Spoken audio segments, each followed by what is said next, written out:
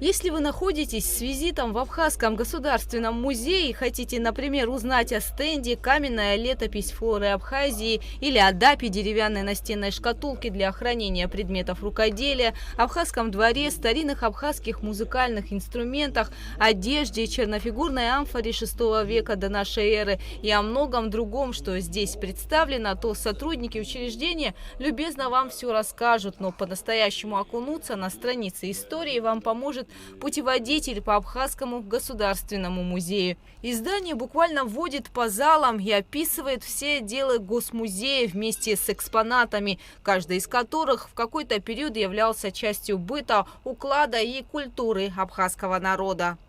Очень многие посетители всегда интересовались, они хотели, чтобы мы им представили краткую историю нашего музея, вот, и фондовые работы. То есть мы намечали это сделать, и как-то Тач Чабанович Кыцба, Царство Небесное, он как раз-таки нам предложил в одно время, чтобы мы подготовили путеводитель. На сегодняшний день как раз-таки мы смогли издать. Редактор путеводителя и директор Государственного музея Аркадий Джопо поделился, что сотрудники, ученые приложили много усилий в создании качественного издания, описывающего разные периоды в истории Абхазии, от палеолита до признания суверенитета республики.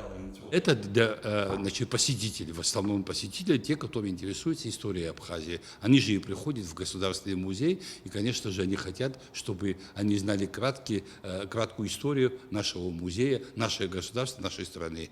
Тираж издания 2000 экземпляров. На его страницах представлены красочные фотографии с описанием. Гости музея могут приобрести путеводитель в стенах учреждения. Гугуца Вардания, Алексея Гухова, Абхазское телевидение.